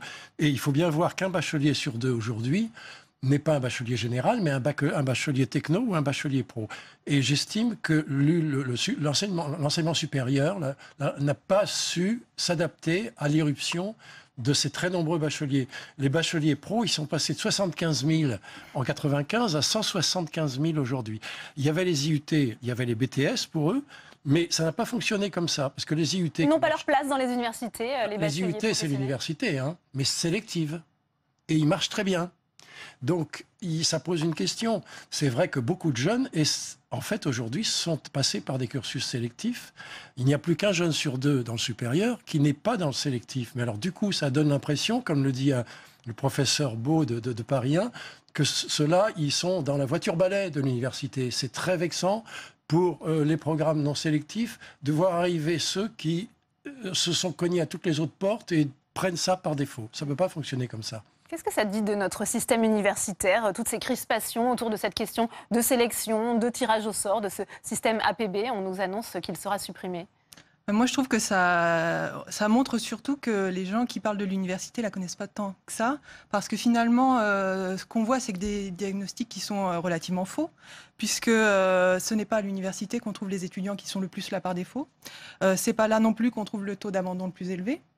Et puis, c'est pas là non plus qu'on trouve le plus de bacheliers technologiques et professionnels. Donc ça aussi, tout ça, c'est des fantasmes, en fait, qui depuis les années 50, 60, alimente les réformes de l'université. Et qu'est-ce qu'on a à l'heure actuelle? On a les mêmes fantasmes, alors qu'on devrait s'appuyer sur des faits objectifs qui vont alimenter finalement des réformes qui ne changent rien et qui sont dans la continuité de ce qui a déjà été fait. Il faut néanmoins réfléchir, Sophie Ourange, à cette question de l'échec à la fin de la première année et à l'engorgement de certaines filières. Quelles sont les solutions selon vous ? Je pense qu'il faut se poser la question, qu'est-ce qu'il y a derrière cet échec? Est-ce que c'est véritablement un échec? En fait, on voit que la plupart des étudiants qui arrêtent leur première année de licence se retrouvent vers une autre formation. Ce qui n'est pas le cas, par exemple, pour ceux qui rentrent en BTS, où là, la sortie se traduit beaucoup plus par une sortie définitive en fait, du système scolaire. Donc finalement, orienter de manière massive les bacheliers professionnels et technologiques vers les filières de BTS, ce n'est pas une solution. C'est juste, on cache la poussière sous le tapis, mais en fait, on ne règle pas la question de la réussite dans l'enseignement supérieur. Oui, moi, je n'ai pas du tout dit qu'on trouve beaucoup d'étudiants techno, enfin de bacheliers techno et pro dans le supérieur. Malheureusement, ils sont très peu nombreux. Ça se sait très bien. Il y a quelques 10% peut-être de bacheliers pro qui tentent leur chance en université et à peu près 30% des bacheliers techno. Seulement la moitié d'entre eux échouent, c'est quand même embêtant. Donc il faudrait que l'université crée des programmes qui soient adaptés au fait que ces jeunes sont possesseurs d'un bagage. C'est pas normal qu'il y ait 8 options de bacheliers techno et qu'ensuite, il n'y ait pas de correspondance avec ce que l'université peut offrir tout d'un coup. Alors, on s'est spécialisé effectivement en bio, ou on s'est spécialisé, mettons, un jeune qui fait un bac techno santé. On pourrait croire qu'il est motivé pour faire l'étude de médecine. Or, il est fichu. Si jamais il prend un bac techno santé, il ne pourra jamais faire d'études de médecine. Ça, c'est aberrant. Les familles ne le savent pas et j'estime que ça fait beaucoup de dégâts. François Germinet, ça m'amène à cette question de l'orientation. Elle doit être revue dès la première année du lycée. Selon vous, c'est aussi une des clés pour résoudre ces problématiques aujourd'hui? Ça va faire partie de la concertation que Jean-Michel Blanquer, le ministre de l'Éducation nationale, va lancer sur la réforme du lycée. Et effectivement, une des conséquences de cette concertation sur l'accès à l'université, c'est qu'il faut prendre le sujet bien en amont, dès le brevet, le post-brevet, ce que l'on fait au lycée, parce que s'orienter vers une filière professionnelle ou les technologiques, lorsque on a derrière une ambition pour suivre une licence générale, des études de santé ou des masters, eh bien ça peut vous handicaper. Ça vous handicape aujourd'hui réellement. Et donc c'est un problème qu'il faut prendre bien en amont. Mais il n'en reste qu'aujourd'hui, la situation est difficile, que des étudiants sont tirés au sort, que ce n'est pas acceptable pour personne, ni pour les universités, ni pour les étudiants, ni pour les familles. Et donc il faut pouvoir en sortir en proposant des filières beaucoup plus diversifiées, avec plus de passerelles, et pouvoir dire à un étudiant, bien là, vous n'avez malheureusement pas aujourd'hui les capacités de suivre correctement et de réussir dans votre première année, et donc on va vous permettre de récupérer ces fameux prérequis dont on parle, de vous mettre à niveau et de rentrer ensuite dans la filière. Prérequis. Vous-même, vous parlez de prérequis coercitifs, il faut tenir compte de la série du bac, l'avis du conseil de classe, les notes. Qu'est-ce que ça veut dire exactement? Oui, c'est un faisceau d'indices qui permettent d'indiquer, qui permettent à l'équipe pédagogique en licence de dire, ben là, cet étudiant, je vais pouvoir le prendre et il va pouvoir suivre dans de bonnes conditions, ou bien, ben non, franchement, il faut avoir suivi, par exemple, des mathématiques, de la biologie pour pouvoir rentrer dans mon cursus de licence mathématiques physique, par exemple, et si il ne l'a pas fait, eh bien, il sera en échec. Donc, on lui dit, ben, tu ne peux pas rentrer dans cette filière, mais eh bien, on va proposer des filières d'adaptation, des tremplins pour revenir ensuite vers la filière générale, ou bien des filières professionnalisantes. On doit un emploi à nos étudiants à la fin de la licence, et les orienter vers des filières professionnelles, c'est noble. Il faut arrêter de dévaloriser les filières professionnelles. Ça vous fait réagir, Abdoulaye? Sur pas mal de points, parce que je pense qu'on est toujours un peu dans une vision où parfois on est très caricatural sur l'enseignement supérieur. En vrai, aujourd'hui, il faut bien le regarder, quand on regarde statistiquement, les étudiants qui tentent médecine, c'est avant tout des bacheliers S. Plus de 80%, très souvent avec mention. Les bacheliers qui se retrouvent dans certaines séries universitaires, dans 80% des cas, ils correspondent à leur diplôme qu'ils ont passé les années précédentes. Là, le problématique qu'on se retrouve, c'est quand même aujourd'hui, on se retrouve avec beaucoup d'étudiants qui sont amenés en échec. Mais à aucun moment donné, on se pose la question de est-ce que finalement, c'est notre manière d'enseigner, notre manière d'assister à des cours. Je prends l'exemple, par exemple, de Paris 8, où on se retrouvait avec des étudiants qui avaient cours, entre guillemets, sur le pas de la porte parce qu'ils n'avaient pas assez de place pour pouvoir s'asseoir en amphi. Mais à aucun moment donné, on va se demander si cette méthodologie, elle permet aux jeunes de réussir. Et surtout, prendre la question des prérequis, c'est oublier un détail, c'est que effectivement, ça va renforcer les déterminismes sociaux. On le sait très bien aujourd'hui, quand on regarde le nombre de bacheliers professionnels qui se retrouvent dans l'enseignement supérieur, dans les universités ou dans les filières en tension, c'est très peu d'étudiants en réalité. Et aujourd'hui, sous prétexte de cette exception ou de ce faible nombre, on va essayer de nous expliquer que finalement, c'est chaque jeune qu'il faudrait fortement accompagner, tout en oubliant un élément particulièrement important et qui est l'un des premiers éléments déterminants pour la réussite des étudiants, c'est tout simplement est-ce qu'ils sont dans un cursus qu'ils ont choisi et qui correspond à leur volonté professionnelle. Parce que avec tous les progrès requis sur Terre, si je veux faire du droit mais que je me retrouve en LEA, il y a 95% de chances qu'effectivement à la fin de l'année je m'en aille. Sophie Orange, Abdoulaye Diarra vient de parler de cet aspect de renforcement des déterminismes sociaux. Ça veut dire qu'on est condamné à l'issue de son bac, on ne pourra plus peut-être rebondir à l'université comme c'était possible jusqu'à présent. Oui, effectivement, je pense qu'à l'heure actuelle, l'université, en tant que seule formation non sélective de l'enseignement supérieur, permet justement à des bacheliers d'essayer une filière, essayer une formation, et puis d'ouvrir l'espace des possibles. Là, effectivement, si on raisonne en termes de prérequis, on a une politique qui est vraiment uniquement basée sur la gestion des flux et on n'est pas effectivement sur une politique ambitieuse de réussite. Patrick Fauconnier. Oui, moi je trouve que l'université actuellement ne permet pas aux jeunes d'essayer de valider un choix entre plusieurs orientations qu'ils pourraient souhaiter. Parce qu'on lui demande de se mettre en licence de lettres ou en licence de droit ou en licence de sciences, etc. Il faudrait en fait, si on veut appliquer ce que vous dites, et moi c'est ce que je propose de faire, créer une année propédeutique. Autrefois ça s'appelait une année propédeutique. D'ailleurs je crois qu'à Cergy ça existe quasiment. C'est-à-dire une année pendant laquelle on peut tâter de plusieurs matières différentes. Et c'est à l'issue de cette année-là qu'on va vous dire, bon alors finalement, vous, ça serait plutôt le droit ou ça serait plutôt les lettres, voilà. Et ça, je comprends qu'un lycéen tout jeune et qui vient juste de sortir de son bac sache pas forcément, il ne sait pas en fait ce que sont ces différentes matières et si elles sont faciles ou pas. Et c'est normal qu'il n'ait pas encore fait ses choix. Donc l'année propédeutique, moi je pense que ça serait très bien. Et deuxièmement, ensuite, le premier cycle licence, je trouve qu'on devrait y mutualiser ce qu'on fait ailleurs dans les BTS, les IUT, les prépas, c'est-à-dire vraiment des moyens importants donnant aux jeunes la possibilité d'acquérir à la fois un bagage culturel, mais aussi un savoir-faire professionnel qui ferait que quand ils en sortent, ils peuvent postuler le marché de l'emploi. Ce qui n'est pas le cas des licences générales actuellement. François Germinet, on sait aussi que le gouvernement veut aller vite et doit aller vite pour des questions très concrètes de logiciels. Il faut que les inscriptions soient ouvertes début 2018. Comment vous voyez les choses ? C'est vrai qu'il faut aller vite. Moi, je fais partie du comité de pilotage d'APB ou Feu APB, je ne sais pas, on verra bien.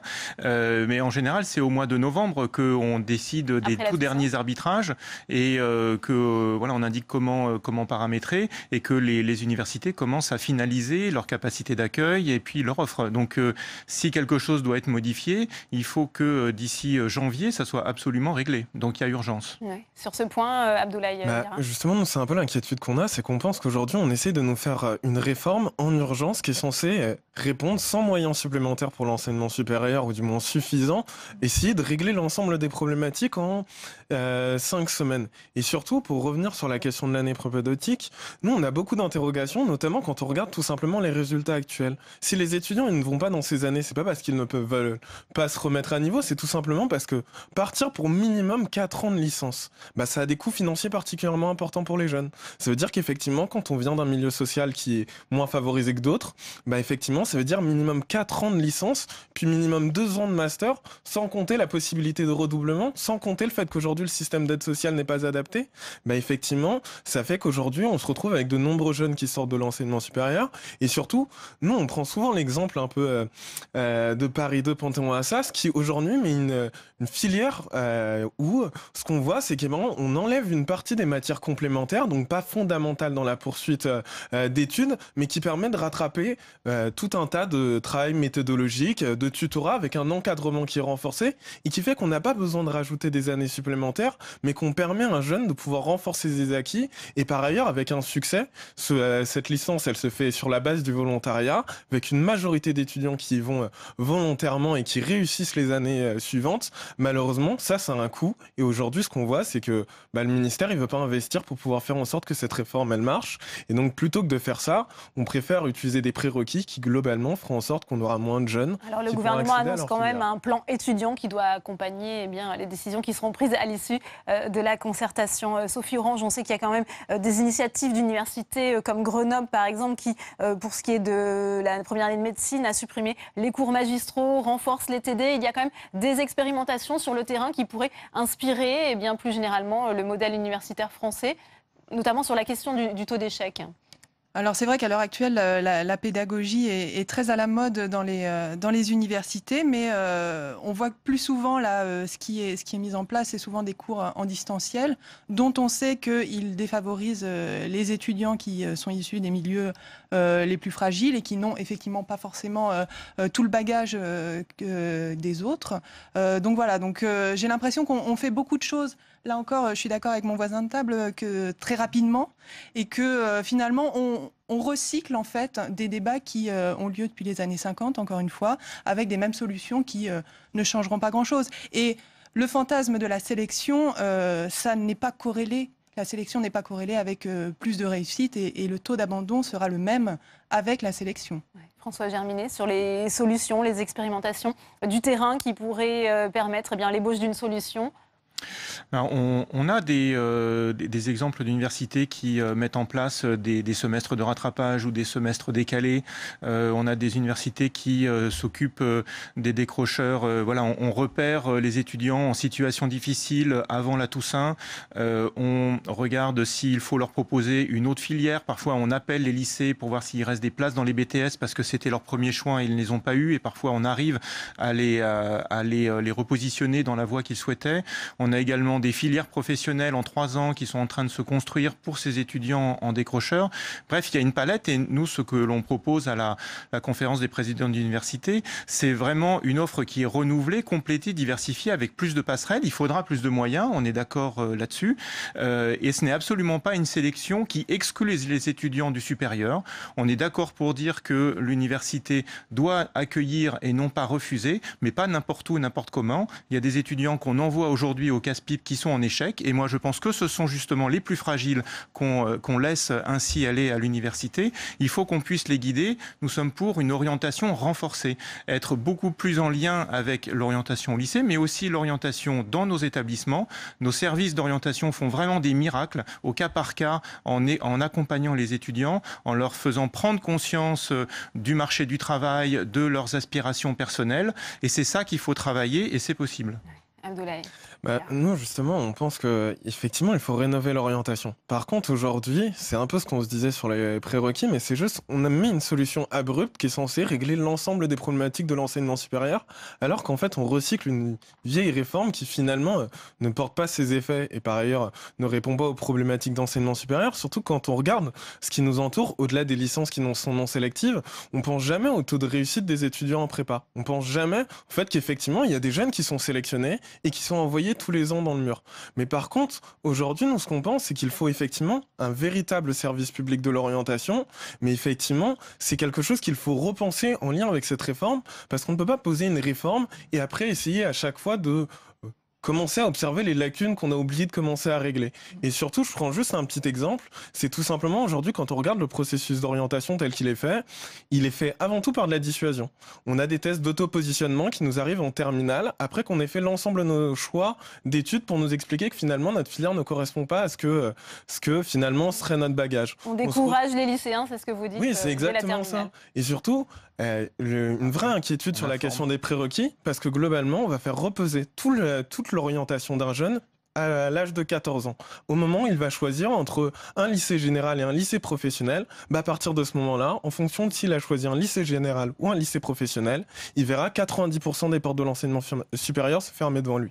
Donc effectivement, nous, on ne pense pas qu'aujourd'hui, ce soit quelque chose de bénéfique pour les étudiants, ce soit quelque chose de bénéfique pour les lycéens, et surtout que ça va renforcer la voie professionnelle qui, au contraire, à notre sens, risque de devenir davantage une porte de garage. Sophie Orange, au début de ce débat, vous évoquiez finalement la méconnaissance du monde de l'université. C'est ça aussi le problème, les élites sont rarement passées par la faculté, plutôt par les grandes écoles? Oui, alors effectivement, il y a cette opposition entre le modèle des grandes écoles et le modèle de l'université. Je pense effectivement ça joue dans ce fantasme de la sélection.